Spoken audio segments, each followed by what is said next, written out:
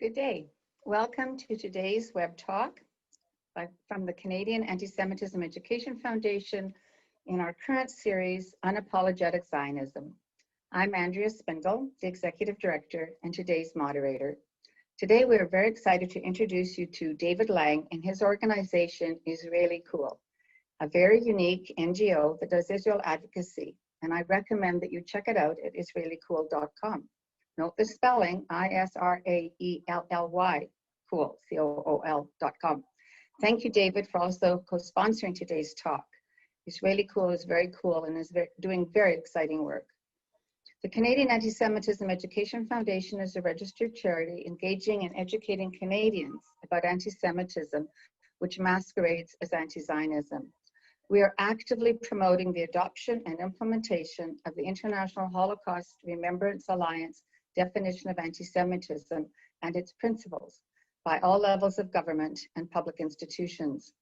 We are working with organizations like the International Legal Forum in Israel and Combat Anti-Semitism in the US to urge the adoption and implementation of IHRA. The IHRA is a key tool in the battle to stem the tide of anti-Semitism. Another key tool is developing strong relationships with other organizations, both Jewish and non-Jewish, and ensuring that people know the truth about Israel and the Jewish history, our legal, biblical, and historic rights to the land of Israel. We are committed to standing strong and proud as Jews and Zionists, and we see this as an imperative in combating anti-Semitism, defending Israel, and ensuring Jewish survival. The Jewish people are the original people and have internationally recognized legal rights to reconstitute the Jewish homeland in Israel. Those who oppose these rights are anti-Semites, and they display this in many ways, which our guest will describe, and he'll tell us how he's responding and what we can all do about this. David Lange is originally from Australia, where he completed a law degree at the University of Western Australia, but he never practiced law. He also has a degree in accounting and finance, and he worked for a time with an oil company in Australia before making Aliyah. In Israel, he worked in the high-tech field, and in 2003, he founded Israeli Cool, which is now an incorporated nonprofit organization to which he dedicates his full time. David is recently a widower. He lives in Beit Shemesh with his 5 kids, and that's where we find him today. David is an unapologetic Zionist and a man who every day fights the lies that are spread about Jews and Zionism. Following his presentation, David will be happy to answer your questions, which you can submit through the Q&A function on your Zoom screen. This web talk will be recorded and posted on our website tomorrow, so then you can listen again and share it with your friends. Please consider making a donation to CAEF so that we can continue to bring you informative and interesting speakers and to build strategic initiatives in our effort to combat anti-Semitism. Over to you, David. Thank you, Andrea, for the nice introduction. And thank you also for not scheduling this half an hour earlier when the Abraham Accords were going on at the White House. That would have been quite something to compete with. So now I will share my presentation and hopefully it will go smoothly. Okay, hopefully everyone sees this. So the topic for today is naming and shaming effective Israel advocacy. So I'm going to talk about what I consider to be effective Israel advocacy and then focus on a particular strategy that I implement, which I believe is part of this effective strategy. But before I do that, I'd like to talk very briefly about what is traditional Israel advocacy. What is the typical, traditional, what we call hasbara? Now, hasbara, the term itself, implicit in that, which, by the way, the term means explaining. So implicit in that term is the idea of being reactive to something, of being on the defense, of reacting to lies and libels and hatred from the other side.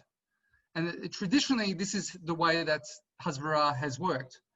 Another point here is what I call cherry tomato, not just me, but many people call cherry tomato or tomato diplomacy. And this has to do with the fact that looking at the sorts of things, the positive things that Israel has done in the world of innovations. Israel invented the cherry tomato, hence the term. And I'm not saying that this is necessarily a bad thing. I mean, I do it myself. It's very important to point out the good that Israel does in the world. But if you limit yourself to that, there are certain limitations as to how effective your advocacy can be, which I will explain in a few minutes. Another characteristic of traditional Hasbara is the tendency to preach to the choir. Let's just think for a minute about some of maybe the large websites or organizations that you may follow, or we all follow, and you think about some of the things that they put out. And I'm not saying, again, I'm not here to criticize, but just to consider, is it as effective as it could be? So for instance, we see a lot of large organizations putting out, I don't know, for example, a quote from a Hollywood celebrity saying Israel's great, with a nice fancy meme, a nice big poster, these sorts of things. We see that a lot, especially on social media and Facebook. And my contention here is that a lot of this is just preaching to the choir, to other pro-Israel people, and not really infiltrating the audience that we want to penetrate. So what do I mean by this?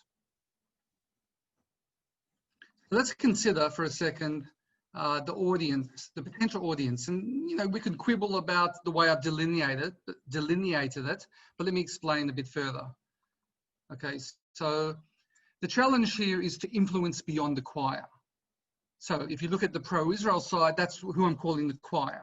People that already think like us when it comes to Israel and are unequivocal in their support of Israel. But in the middle, you have what I call the fence sitters.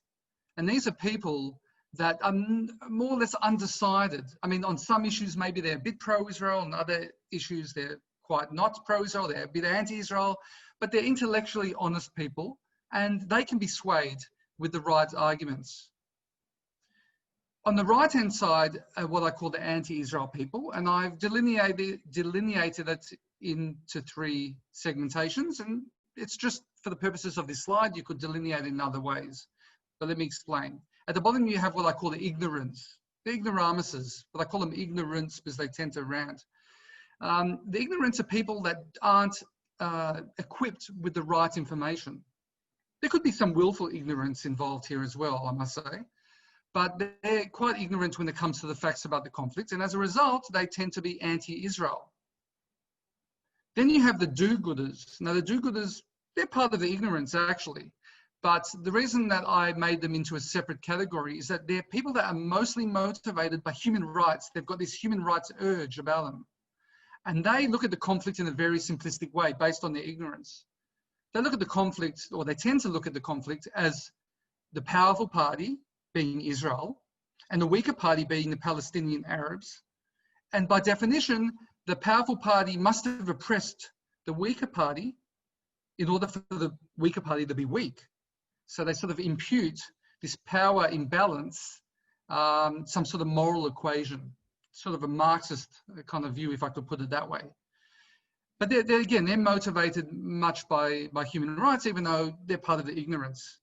But at the top, and this is very important, the top are the haters. And the haters are basically people that are so vehement in their hatred for the Jewish people, so they're anti-Semites, or they're just vehement in their hatred of Israel. Okay, I won't get into the whole argument that people who are vehemently anti-Israel are probably anti-Semites.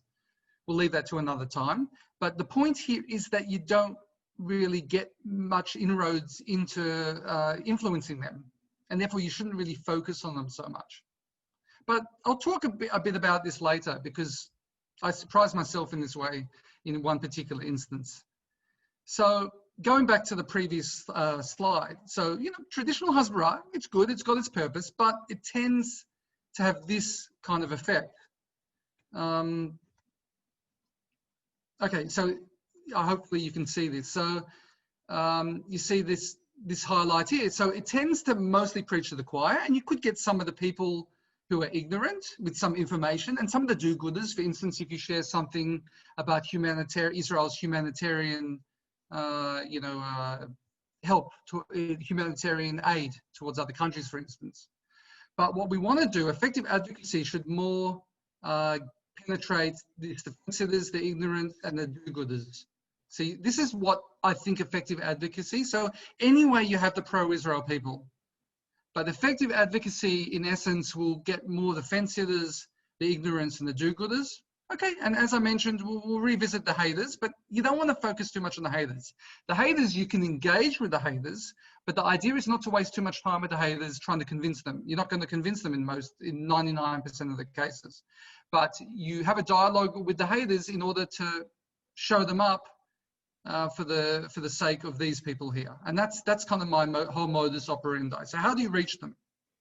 So my strategy is to become relatable, likable, and credible. What do I mean by this? So with Israeli Cool, my formula is to create engaging, entertaining content. A big part of this is humor. For instance, it comes from being an Australian. Mainly, maybe, that's arguable. But I try to, I post news articles, but I don't just post them verbatim. I try to show a certain angle to it in an entertaining or funny way. I try to appeal to emotions.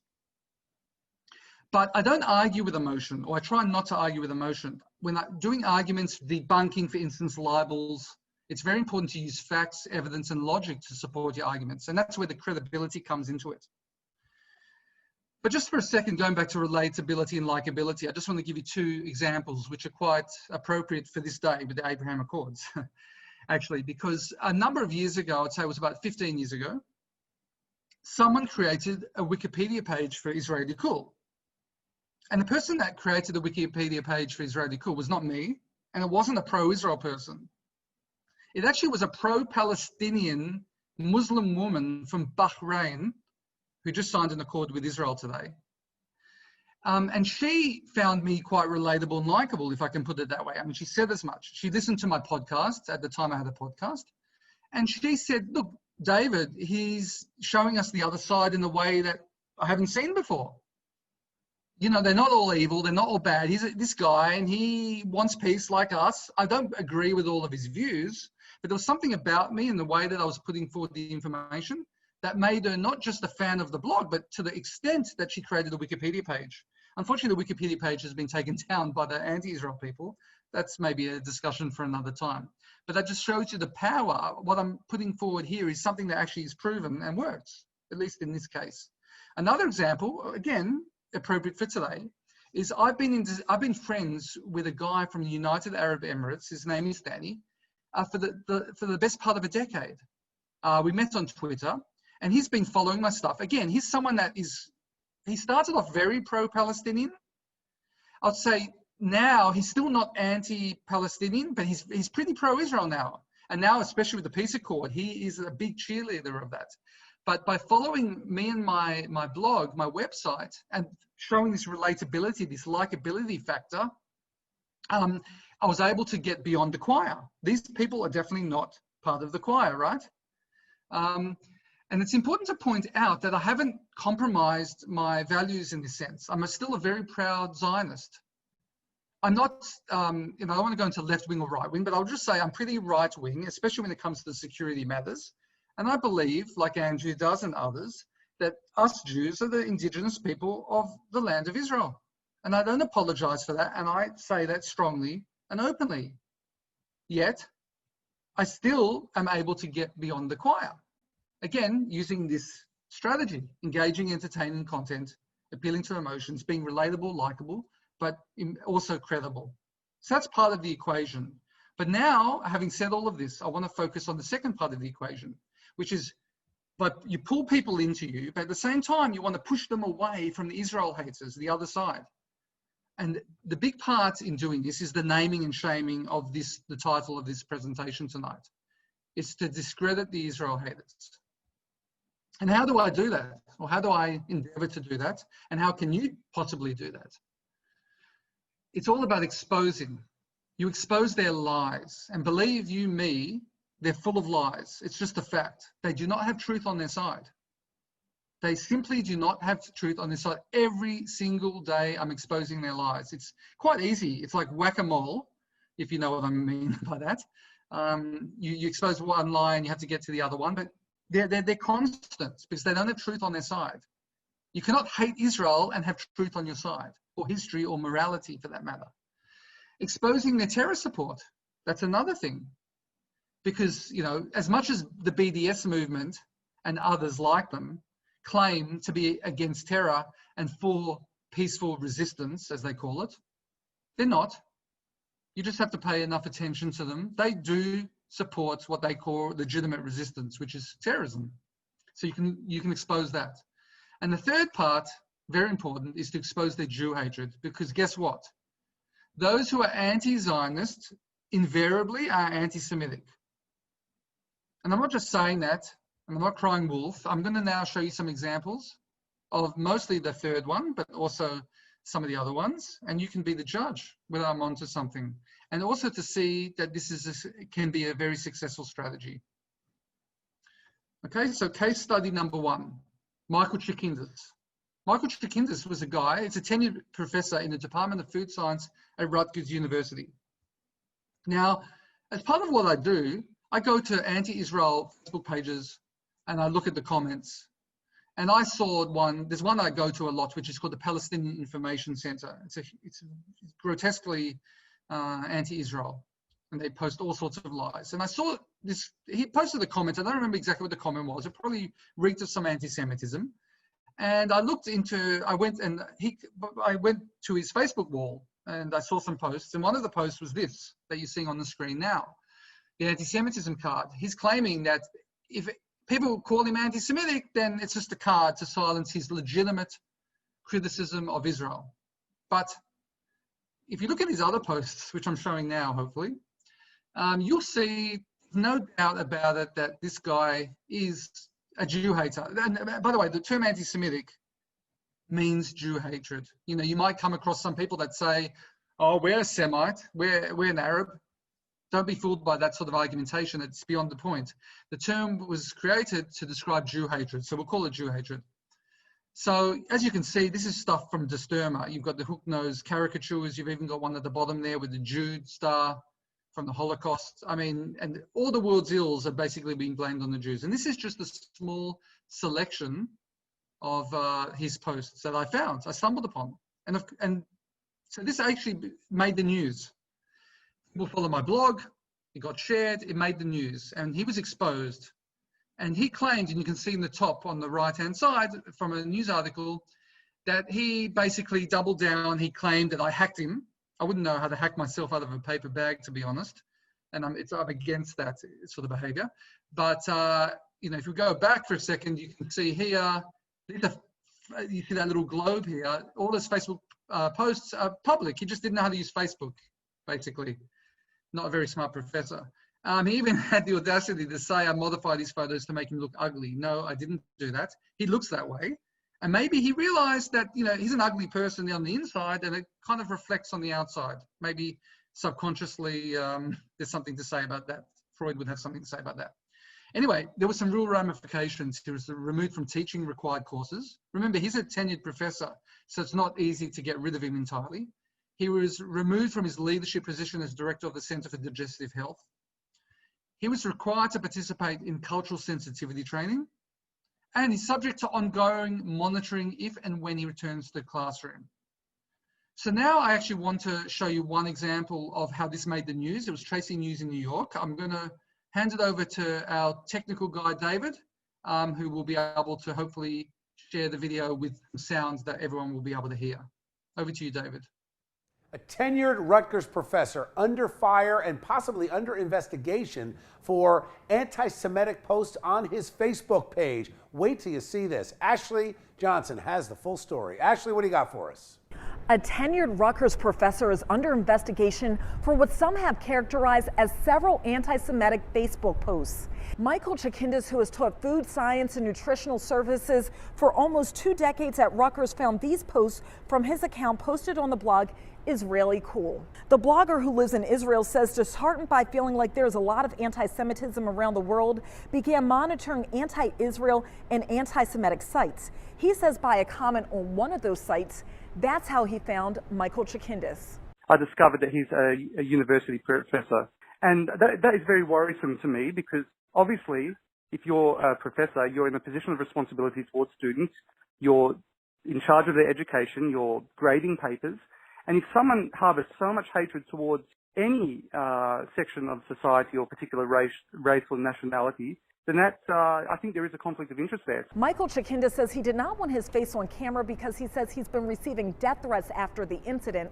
He believes his account was hacked. Rutgers says in a statement, Professor Michael Chakinda's comments and posts on social media are antithetical to our university's principles and values of respect for people of all backgrounds, including, among other groups, our large, vibrant Jewish community. Chakinda believes and says he has proof the Israeli cool blogger hacked his account.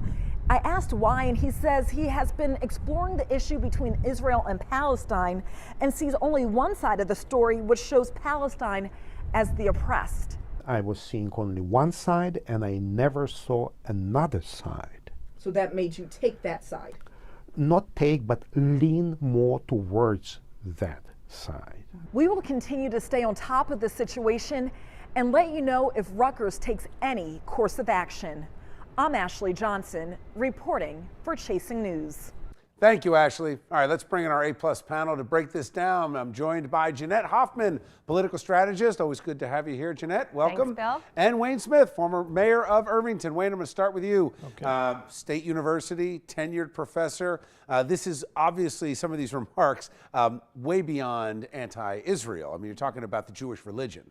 Should he be fired? Oh, I think so, but he has a due process. That's what tenure requires you. But I mean, the horrendous things that he posted, the things that he said is intolerable. So it probably calls for a ratcheting up and a speeding up of that process to get him off campus. It's this time, Jeanette, to really not only look at the whole process of tenure, but it seems that we're hearing report after report of professors just going way beyond what they ought to be doing in their role as professors. Yeah, and I mean, there is no gray area here. These posts are clearly anti-Semitic. This is not thoughtful Middle East public policy that he's posting. So as you can see, this started from just like nothing, a simple comment on a Facebook page, and actually snowballed into something quite significant. And you see from that news clip that we just showed how they're all acknowledging the fact that this is really anti-Semitism, Jew hatred, and not just anti-Zionism, which is my whole point. And you can imagine that this could really influence people watching that television network. People that might even be or like on the anti-Israel side of things, or on the fence especially. And that's what I'm talking about. So let's go to case study 2. I have a number left, and then we'll ask questions, open up for questions. So Lara Kalab. Lara Kalab was an internal medicine resident based in Cleveland, Ohio. And a group called Canary Mission, that some of you might have heard of, they basically just concentrate on exposing social media posts of not just anti-Semites, but also anti-Israel people. That's all they do, and they're anonymous. They found some posts of hers, and you can see them on the screen now. I'm not going to read them all out, but the one I want to draw your attention to in particular is the one in the top left, because it goes beyond mere rhetoric or invective. She says, I'll purposely give all the Yehud, meaning Jews, the wrong meds. So this goes beyond just hate speech. She, as a medical person, is threatening to harm Jewish people in her profession. So I covered it on the Israeli Cool. It was on Canary Mission. Not much was happening with it. I saw this and I went, wow, I have to do something with this. So I covered it on the Israeli Cool, and it went absolutely bonkers viral. I think 60,000 views in one day, something like that. It just was probably one of the most popular posts I've ever posted in 17 years. So she lost her job. Then she apologized. And the funny thing there is she created a website where she apologized, but she used Wix. Wix is an Israeli website builder. So I actually pointed out her hypocrisy there. Not only that, I uncovered more information about it, including the fact that she went to Touro College, which apparently is a college affiliated with the Orthodox Jewish community. So this is an anti-Semite who has a lot of chutzpah for an anti-Semite, if I can say that. The increased exposure has made it increasingly difficult for her to find any new jobs in her field. And just recently, I think just a couple of weeks ago, it made the news that the State Medical Board of Ohio permanently revoked her medical training certificate. Again, something really happening just from some posts and someone exposing the post of someone who's an Israel hater but happens to be a real anti-Semite. Let's go to case study number 3, Stephen Thrasher. Stephen Thrasher, the New York University doctoral graduate and professor at Northwestern, who gave this be the speech that went viral. And he didn't disclose the fact that he was going to do what you're about to hear now in his speech. And I am so proud of NYU's chapters of Students for Justice in Palestine and Jewish Voices for Peace, and of GSOC, and of the NYU student government, and of my colleagues in the Department of Social and Cultural Analysis for supporting the boycott, divestment, and sanctions movement against the apartheid state government in Israel. Because this is what we are called to do. This is our NYU legacy, that we are connected in radical love, and we have a duty and a privilege in this position to protect not the most popular amongst us, but the most vulnerable amongst us on every campus where we serve, in every community where we live, in every place that we work. This is our duty. Yes, so quite an impassioned speech, I'm sure you'll all agree. Let me just share my slides again. And yeah, part of that speech that we didn't just show is where he then talks about against anti-Semitism. I saw this, and as I usually do when I see these so-called anti-Israel people, I went to his social media. I put in the search term on Twitter, Jews, and this is what I came up with. The first two things you'll see here are tweets that basically compare Israel in one way or the other to the Nazis, which is against the IHRA, the International Holocaust Remembrance Alliance, working definition of anti-Semitism. The second one, in fact, talks about us gassing people. I mean, they're lies as well, of course. Everything's a lie. But it's this added element of anti-Semitism from this guy, self-professed fighter against racism and anti-Semitism. And the second one that you'll see at the bottom there is he's making a joke about the Holocaust. Bibi isn't a happy camper. Is camper even a good word to use with Israeli Jews? So as you can see, this went beyond so-called just anti-Zionism into anti-Semitism. So I uncovered these tweets after that video went viral. And it forced the New York University president, as well as the Graduate School of Arts and Science dean, both to issue statements admitting he shouldn't have spoken at the convocation ceremony. Now, granted that you might say that's a feeble response, but he'd already done it. He was already invited. He already gave the speech. But I will say this, that his Wikipedia page, if you go to it this very day, you'll see references to his anti-Semitic tweets. So he's forever tarred with that. So there is some sort of result there. Okay, this one, okay, this is, I alluded to this earlier on in my presentation. T is anonymous. He's a small business owner in Texas. He posted some vile anti-Semitism. Now I have a series on my blog called Anti-Zionist, Not Anti-Semite, where I do exactly what I just described. I take people that pretend that they're only against Israel, I look at their social media posts and I expose them for the anti-Semites that they are. And they're the sort of things that you've just seen. Now T, this is what he had on his Facebook page. It's self-explanatory. You've got the hook-nosed caricature, and then you have a number of posts to do with the so-called Jewish involvement in the slave trade. I mean, this guy, and this is just, again, a selection of stuff. There was so much stuff, so much anti-Semitic material. So I exposed him. He's just one of many. I've exposed tens, dozens of these people. And then I move on to the next person that I'm going to expose. But then something happened that has never happened before. Because usually when I expose these people, they either ignore it or they double down. Like this Michael Chikindis that said I hacked him. Or others, they just say, no, we're only anti-Zionist, not anti-Semitic. They double down, they don't apologize.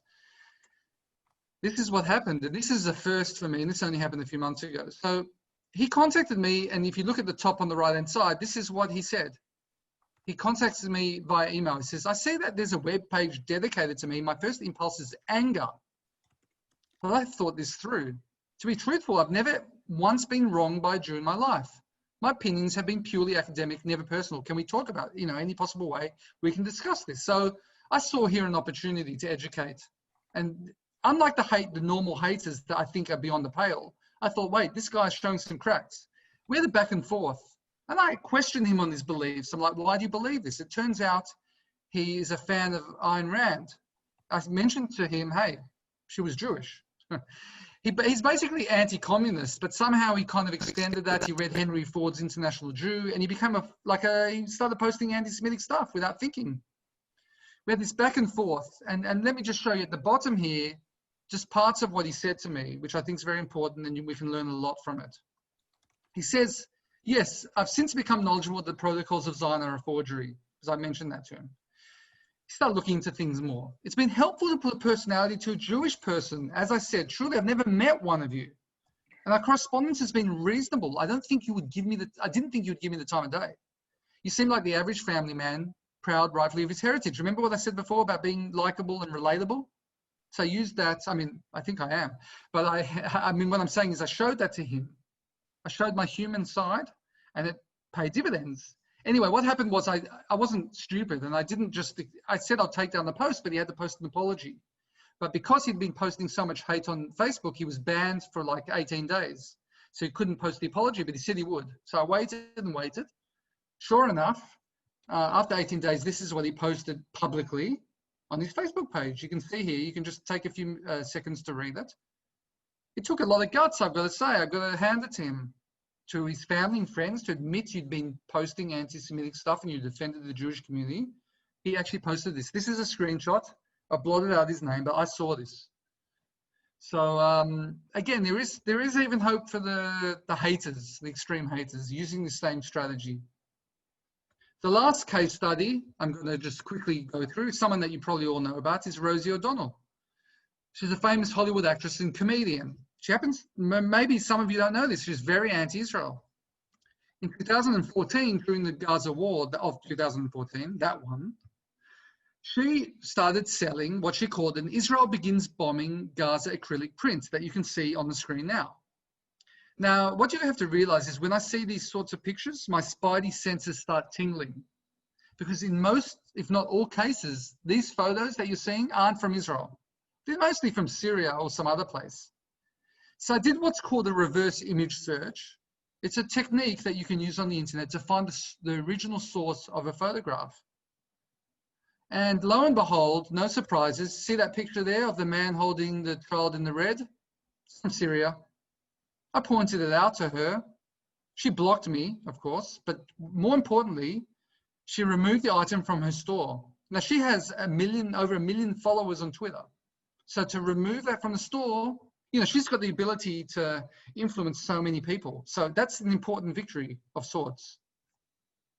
So just to summarize from what I've just described to you, this naming and shaming approach. It undermines the credibility and helps win over people from beyond the choir. That's what I described before. But what you've just seen is it does more than that. It actually changes facts on the ground. Look at what I just showed you. Lara Kalab, she can't practice medicine in Ohio, possibly other states. Michael Chikindis, he can't teach mandatory courses, and et cetera, et cetera. And Rosie O'Donnell, what I just showed you, Stephen Thrasher, okay, less of an impact there. But it really can make a difference. And the final thing I wanted to share with you about this is it shows the anti-Semites there can be consequences to the Jew hatred. We're not going to just lie down. This is a legal way to fight back. It's a legal way to fight back. We can fight back and we can make life very uncomfortable for them. Now, it's funny because these people are sharing these things on social media publicly. That's how I get to them. I don't hack them, as I mentioned. But for some reason, when I expose it, when I actually share their posts to reasonable people, they don't like it. Go figure. I guess they just want their own echo chamber to appreciate their anti-Semitism. And it does take a toll. I mean, I've been attacked. I've been attacked. My family's been attacked. My late wife was attacked because of it. You get into the sewers by doing this. So it's not, you know, don't try this at home, folks, unless you're willing to put up with that. But the good news is you can always, if you find such people, send them to me and I'll do the dirty work. Anyway, that's what I had to say about this approach, and I'd be very interested in any questions that anyone might have. Thank you so much, David. That was wonderful, very explicit. And my first question actually was going to be to follow up actually on what you ended with, and that is how can people participate in what you're doing? And so can you elaborate? Do you want people to send you things that they come across, or are there other organizations that are doing the same or that people should work with? Can you just speak to that? Yeah, no, I think the easiest way, as I said, is you can just send to israelicool@yahoo.com. That's my email address. There's also the Facebook page, the Israeli Cool blog Facebook page. Whichever way you want to get in contact with me, if you find someone that you feel falls under this category of someone who's a full-on anti-Semite or someone that's hiding behind anti-Zionism, you can just send me the information, the link to their Facebook page or Twitter account or whatever it is, and I'll do the rest, and I'll be able to expose it to my followers. Great. David, That's the easiest way. David, can you stop screen sharing so we can go full video again? Yeah, sure. Thank you. Great. Thank you. Okay, so following from that, one of the questions is, are you aware of any Canadian professors that might be guilty of anti-Zionism, anti-Semitism? Yes. Oh, there is one. And I forget his name. I exposed him. He's one of my anti-Zionists, not anti-Semites. He's a guy with a goatee, bald, white goatee. Maybe you know about him. What's his name? Ward? No.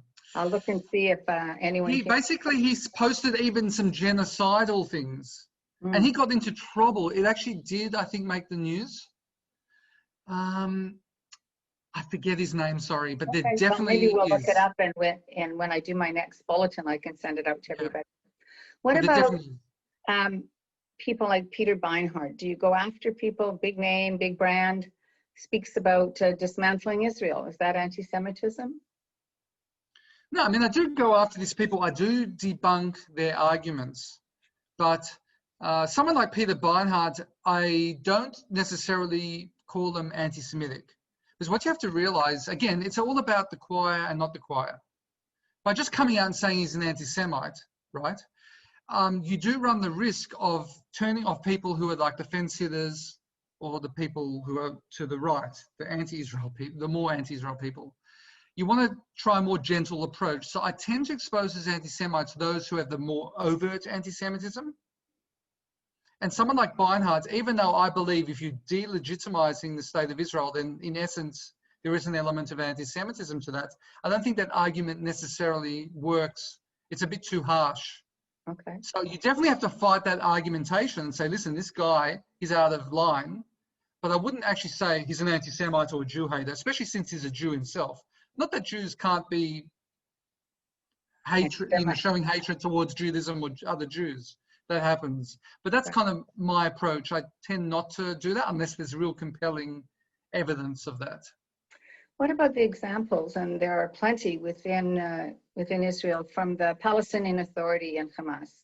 I mean, they're daily telling lies and posting hatred and incitement. Do you take them on? Do you take individuals within that community on? Yeah, all the time. All the time. Saab Erekat, for example, has been on my radar a lot recently, especially with these Abraham Accords. He's been against it and he's lying constantly. What I tend to do, I mean, yeah, I show their terrorist support, their anti-Semitism, their lies, and I use a lot of mockery, especially in those cases as well, because they're almost caricatures of real people. What they're saying is so ridiculous so much of the time that I have to use humor basically to show how ridiculous they are. Do you think the Israeli government itself is doing enough to counter anti-Semitism? Listen, they have, I'm in contact with Israeli government people. In the recent years, the Ministry of Strategic Affairs has changed their approach. In the past, let's say going back 4 or 5 years, they ignored people like me. They thought they knew everything and they could do it better. And I don't know what they were doing. They actually weren't doing much, to be honest. And then about 3 years ago, they set up a department within the Strategic Affairs Ministry to an outreach, let's say, to show outreach or to have outreach with people like me and organizations, pro-Israel organizations. And in essence, they try to collaborate with us and share information.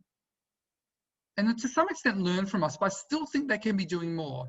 Right. I might get into trouble for what I'm about to say now, but I've been saying it for a long time, and I'm unapologetic, as you said. You know, they've got a 4IL Facebook page and a Twitter account, and what they do a lot of the time, you know, they've got a budget for that, and they pay people money to put out memes, you know, everything that I just told you about, and they put out some good stuff. But like, do you think that people like me or other people out there on the front lines doing an effective job? get even a shekel from the Israeli government. Now, don't get me wrong. I would do it, and I don't get a shekel from the Israeli government, of course, and I will do it until my dying days, and it's not for the money, don't get me wrong, but if you want to be more effective, you should divert the resource. Why are they just reproducing stuff that organizations, not just me, you and others, put out more effectively? We're on the front line, so, show us, invest in us a bit, we can still collaborate, but why? They put a lot of money into just repackaging the same information. Well, my think it's a feeling has been that they really go with the cherry tomato side of Hasbara, pretty beaches in Tel Aviv and the great startup nation story, rather than countering or confronting some of the specific messages that are inciting. You'd be surprised, Andrea, because, for instance, very recently, the 4IL Facebook page put out a video against Roger Waters saying, is Roger Waters anti-Semitic, proving he's anti-Semitic. The thing is, I know about this because someone contacted me because I put out the same video, not the same, but I put out a video called Is Roger Waters Anti-Semitic about 3 years ago. And they wanted some of the stuff that I put out, and it's more up to date because he's still, believe it or not, you can believe it, Roger Waters is still, every time he opens his mouth, he's saying something anti-Semitic. So they put out a more up-to-date video. But the point is, so it's not cherry tomato. They're doing the same thing. They're actually getting edgier. They're learning from people like me and other organizations and people. But my point is, why, instead of paying people to put out the same video, why don't they invest in those of us? No, they do collaborate, but why don't they invest in those of us who are already up and running, doing it? We know what needs to be done. Help me, throw some money my way, throw some money some other people's way, so we can hire someone to put out a professional video. I have all the information. They came to me to ask me for the information. It doesn't, that's what I'm saying. It doesn't make so much sense to me. What about social media? Since so much of the stuff you're pointing out is posted on Facebook, Twitter, other social media platforms, do you take issue with the platforms themselves? Do you think anybody can make a difference on that level? Yeah, well, I mean, there's been, you're probably aware of this, there's been quite an impetus to have Facebook and Twitter and other social media platforms, TikTok, etc., adopt the IHRA working definition of anti-Semitism, which I mentioned before my presentation, which they're not doing at the moment. The thing is, the point of contention is, do we censor these anti-Semites and just like have them banned from the platforms, and then they just scurry into some underground platform? Or do we, and I'm more against the censorship, because as you can see from everything I've said tonight, I like exposing their hatred. I think it's a good tool for us. If they were banned and I wasn't able to get to Michael Chikindis' posts, that wouldn't have happened, right? So I'm not scared of what they're doing. I want to use it against them. So I would rather that they have these, they have Facebook, or sorry, Twitter. And so also, so Facebook flags fake news stuff, right? And Twitter has flagged President Trump on some stuff. And I would like them to do that with anti-Semitism. So not necessarily to ban the people, but to flag this stuff saying this is contravenes, this is considered hate speech. Right. So it's a flag to say, listen, already people thinking, oh, wow, this is hate speech, but I want it there so I can use it the way that I've just described. Well, that's interesting. So they could flag it rather than taking the person off altogether, point out the specifics. Okay. Have you done anything with regard to what some of the members of the U.S. Democratic Squad posts, particularly Omar Ilan, who every time she speaks also lies? Yeah, I'm all over the squad as well.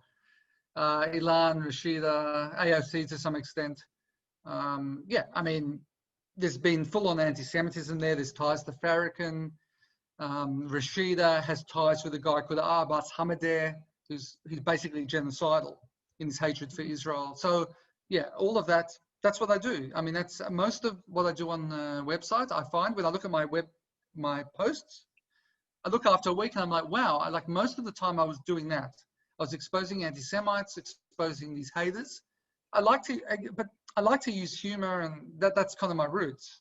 But I find myself less and less with those kinds of posts and more on the full-on attacking the anti-Semites. Am I wrong? I think I saw on your website that you also gave recognition to people that support Israel. or are fighting anti-Semitism. Am I right? Yeah, I mean, there is a positive element to what I'm writing as well. Like, I actually, and I didn't mention this in the presentation because I was more focused on naming and shaming, but part of my strategy is to befriend influencers and celebrities who are very pro-Israel. I'm a very big pop culture guy, so I count as my good friend a guy called Mike Pellegrino, who's a Hollywood actor. He's been in things like Supernatural. He was in The Big Lebowski, my favorite movie of all time.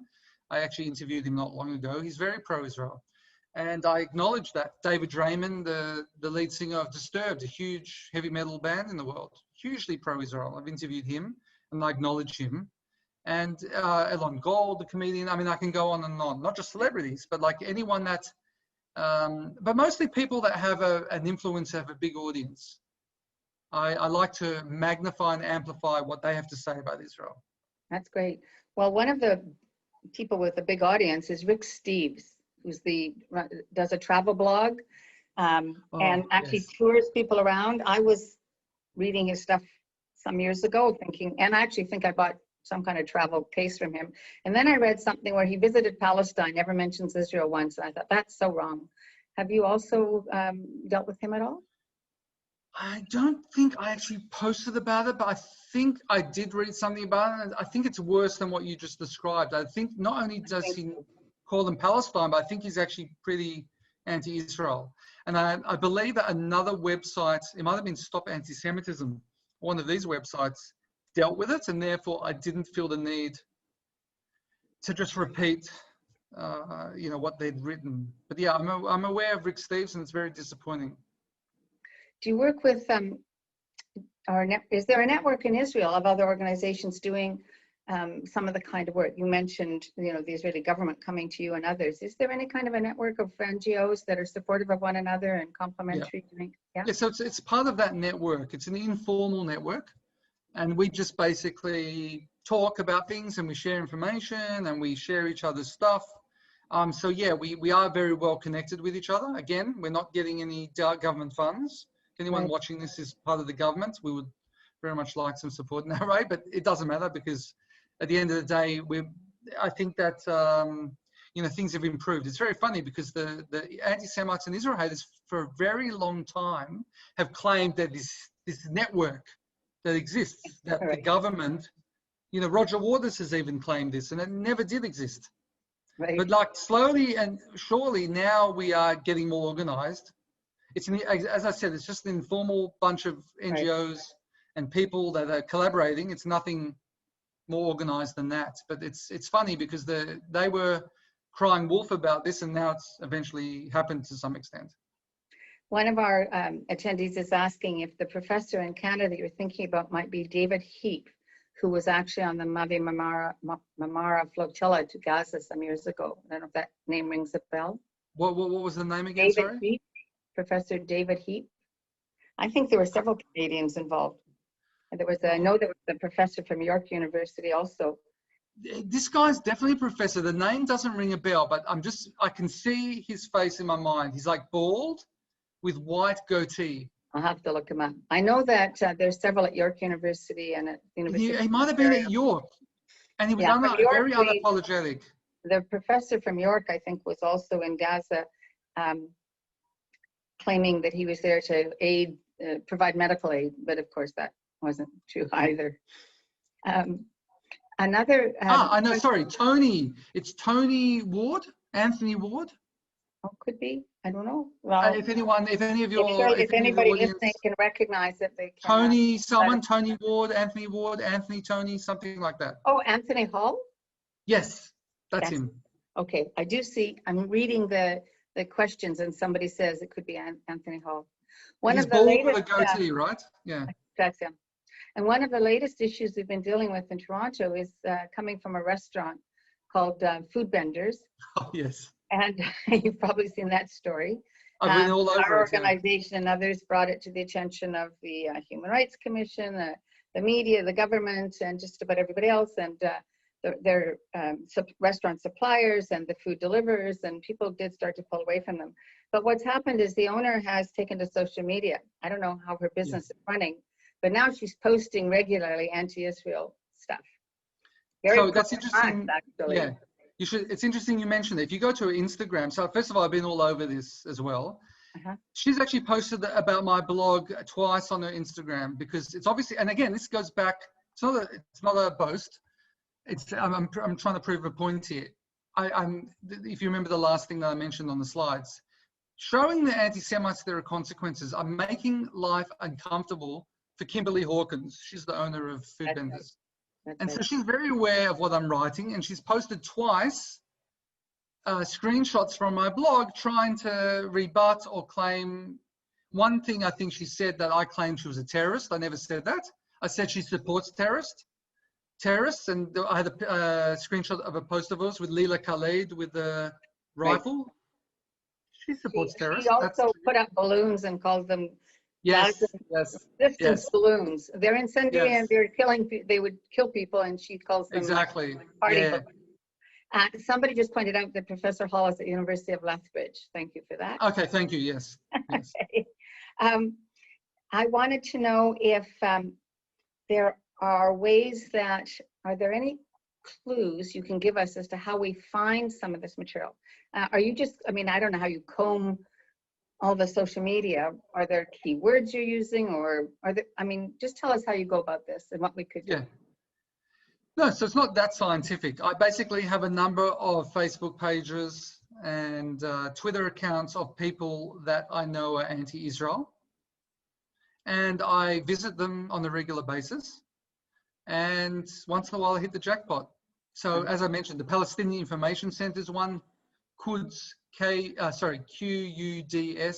News Network is another one, where there's a lot of gold in there, mining for gold. And invariably I find someone that is an anti-Zionist, not anti-Semite. And then once I find an anti-Zionist, not anti-Semite on my radar, I can go to their friends list or people that have liked some of their anti-Semitic posts, and you go down the rabbit hole.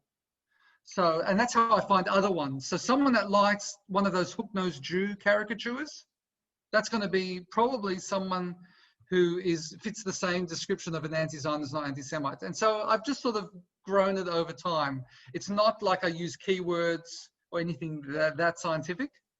So yeah. Well, I have an organization I would like to send your way.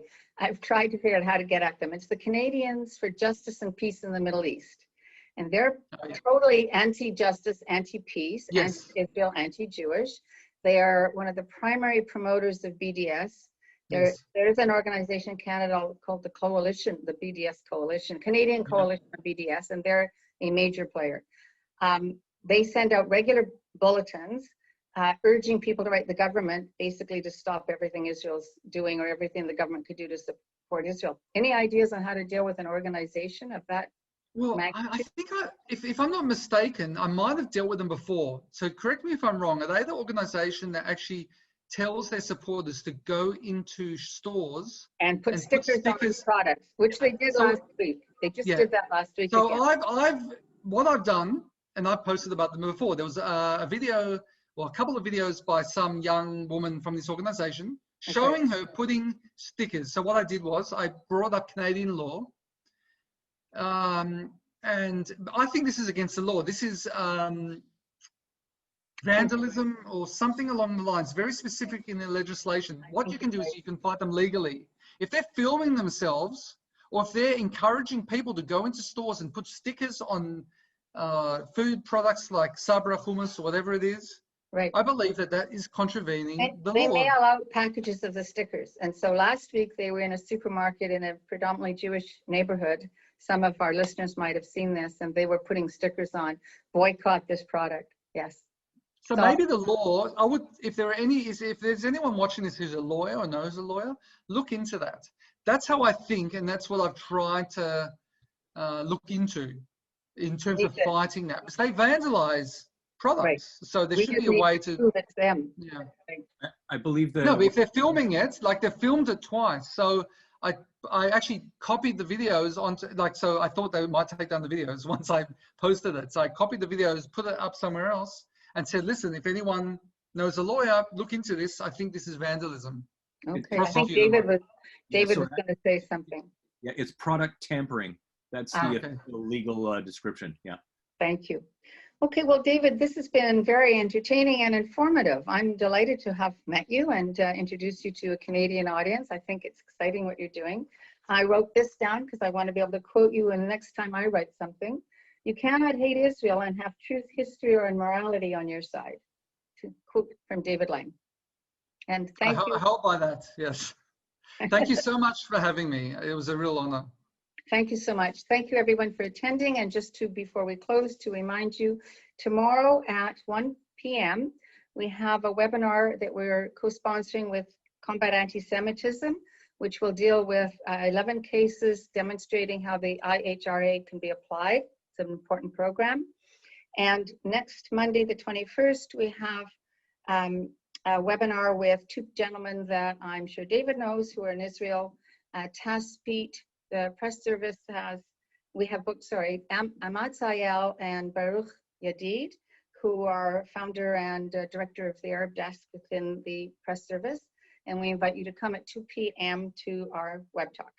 And our next theme is, they're lying about Jews again. Thank you, everyone. Have a good day and Shana Tova.